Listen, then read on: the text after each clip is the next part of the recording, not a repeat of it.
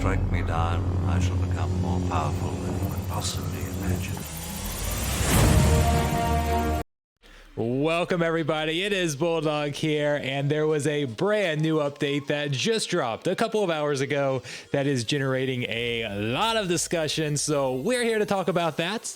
The update contains a lot of minor bug fixes, a lot of minor quality of life updates, but there was one pretty major change that is here, and we're gonna look at it, and it relates to win trading. We did a recent video on win trading and some of that. So the first step to kind of try and block some of this win trading is this right here. Whenever you go into a battle, you will now see this screen. Notice there is something key that is missing from this screen that was on the previous screen before the update, and that is your opponent's name. You now do not know who you are playing before the battle begins, and that makes sense to stop win trading, right? If we have accounts that are funneling wins into each other, if they don't know that they're playing each other, they have to play every single match straight up or funnel rating into everybody. So it makes a lot of sense, right? So the question is, there's a couple questions that we're getting here. Two big questions I kind of want to address and give my thoughts on here. First off, is this actually going to stop win trading? Because there is still some information here. There are two pieces of information that particularly bots could use to find out who they are playing. The first is the recently played teams. If you hover over those, this is just a static image and it's frozen, so I can't really hover over them. But if you hover over those Splinter icons up top, it'll show you the exact teams that were played for the last 5 battles by that opponent. That gives you a little bit of scouting information, and so somebody can't just spam the same team over and over again without people knowing that it's coming. So you can look at your last 5, and you've also got your rules of combat. There are rules of combat and mana, so your battle conditions, plus which splinters are available. Those battle conditions are going to be very unique, and the odds of 2 battles getting the same battle condition, the same mana, the same splinters, the same rules of combat at the same time, 2 battles getting at the same time, are extremely low.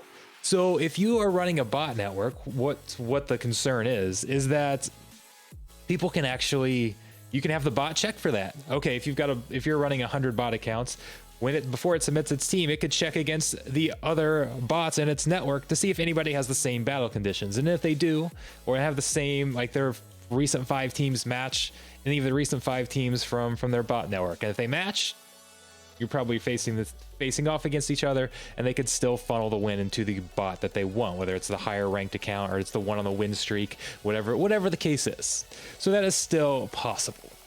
So are we going to actually see that though? And that's going to be interesting to follow. This is just the first step, and then Splinterlands is going to kind of reevaluate everything and see what else they could, like, do they need to go further? Like, for example, one suggestion that's been thrown out there is you could have every, like for example, every block or every time frame, like maybe Splinterlands has the exact same rule sets, exact same battle conditions for everybody in the same 10-15 second period, so that you can't look by rule set and know who you're facing. Everybody's getting the same battle conditions, and then it rotates every, again, 3 seconds, 10 seconds, 15 seconds, whatever the case is, so that you can't figure that out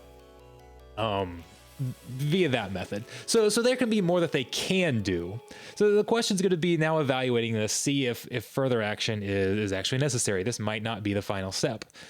And I'm very curious to see what happens with this win trading, because previously, and that was kind of a discussion, is it really cheating to have your bots funnel wins if they're not intentionally getting matched up against each other, just if they just happen to get matched up each other? If you are a human playing 2 accounts, if you're running 2 at the same time that are at similar leagues, so they could get matched up, and they just happen to get matched up, you didn't do it on purpose, you're just playing battles, you're probably going to have the one that has the more favorable outcome for you win, right? I mean, that's kind of natural behavior. You can still call it cheating, but it's very natural to do.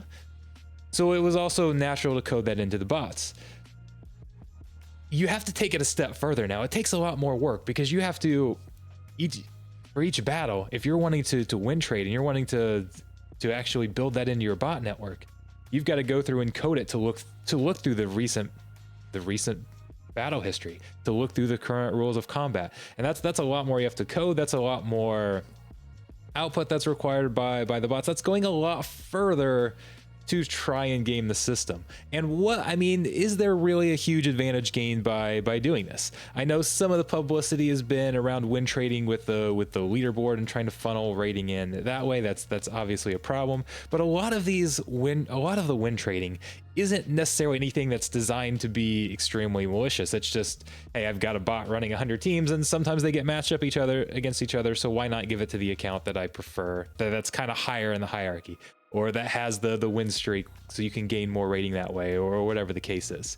So are people going to actually, is it worth their time to go out and code this win trading in? Is it worth the extra coding, the extra process? I don't know how much processing power that takes, but again, if you're running 100, if people are running 500 bots, having each one of them search and run extra run extra feeds trying to search for all that seems like it might take a little bit more. Again, I'm pretty ignorant on all this, so maybe that's not an issue. I don't know.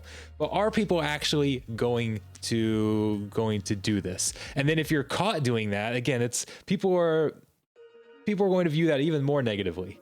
So that's kind of my question is, will this be enough, or are people running these bots going to go code around this? Is this enough of a deterrent? And I don't know the answer to that. I don't know. I definitely think it's possible for bots to be coded to get around this to still win trade, but will they? That's another question. So anyways, I know that's not really an answer to the question, but that's kind of talking about one of the concerns. The second concern is those people who like to play with more information. And a lot of times when they're gathering more information, they are using tools. For example, I've shown Splinter tools before. I actually did my last stream using that. And the one thing that I like, the piece of information that I really used, was what summoners does my opponent have available? I don't need to, you might look at a rule set and think, okay, this really favors Jotun. Maybe I'm going to try and counter Jotun here. Well, if your opponent doesn't have Jotun, that changes how you play that battle. And I was using Splinter tools because that would present the information right on my screen. Even before Splinter tools was there, especially in tournaments where I was really caring more, I would have another screen open. I would have two screens open, one that would be set to filter their summoners for that profile, and I just type in their name, and it took 5 seconds to pop up. It wasn't that difficult, so you could do it even without tools. But the point is, a lot of people like to play with more information. Sometimes it'll show like their battle history. There are tools out there. There were some really advanced tools that I've seen. I haven't seen any actually used live yet, but I even saw some in production that would really break down scouting reports and be like, okay, your opponent uses a team with multiple sneak attacks X% of the time, or multiple snipe attacks X% of the time. They go with it would actually show like trends. They use this Splinter X% of the time, and even compare it to average. You can see, okay, well, this person is twice as likely to run a sneak team than the average player. And basically there were all sorts of apps and tools and things to help you scout your opponent. Those are not going to be available now. So anybody who's not running a bot work, anybody who's not doing advanced scouting, should absolutely love this update, because it's going to at least deter all of those, if not block completely.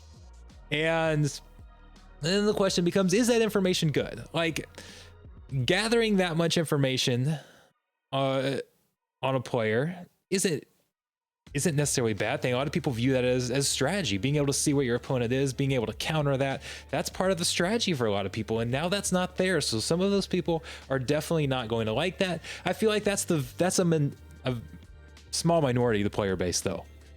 A lot of people, especially, and by the way, this is still available in tournaments. Okay, this is just in ranked play. There's a lot of people that do that in tournaments where, I mean, you're focusing on a select number of battles. You know your opponent before you start, so you've got time. You can go in and you can scout them a little bit. You can look at their cards, all of that case. That is all still going to be there. This is just for ranked play only. And I feel like most people aren't that dedicated where they're going to do in-depth scouting for every ranked battle that they do. It's just a lot more effort that way. So, but there definitely are people that use those. And I think those who are use the tools, especially those that maybe rely heavily on them, are going to be hurt by this. So I'm very curious to see the impact on just everyday ranked battle from people not having these same tools. Now, I mean, there are still tools out there that can suggest teams for you or tell you what the teams with the highest win rates are, but they're not going to be opponent specific anymore. They're not going to be able to, I mean, there are even some really good ones. I've even heard of some private ones that aren't available for everybody that people have designed that can base those win rates on what cards your opponent has, all sorts of opponent specific information. And that part is going to be gone. So I don't know. I'm very excited. As somebody who doesn't use those tools very much, I did use one on the stream the other day. I primarily would use them again to see my opponent's summoners, mainly when playing in tournaments. I use them occasionally, but 95% of my battles were done. A lot of my battles are done on mobile, and especially my ranked battles are done when I'm even lying in bed at night, getting ready to go to sleep. I'll do a bunch of battles there. A lot of things are done on mobile, and none of these, at least none that I had, were available on mobile. So I'm curious to see, as somebody who doesn't rely on these, is my win rate going to go up? Will I do better if a lot of my opponents are not able to use those tools? I don't know. We'll see. I'm very curious to see what the leaderboards look like this season compared to last season, and who was helped by this, who was hurt by this. It's going to be very, very interesting. So anyways, come by my live streams, drop by, give me a follow, like the video, all that stuff. I appreciate everybody's support. This is going to be fun. And let me know your opinions. Do you like this? Do you not like this? Do you think it's going to stop the bot win trades, or is it just a minor deterrent for them that they have to go around? So anyways, thank you guys so much. I appreciate it. I'll see you around.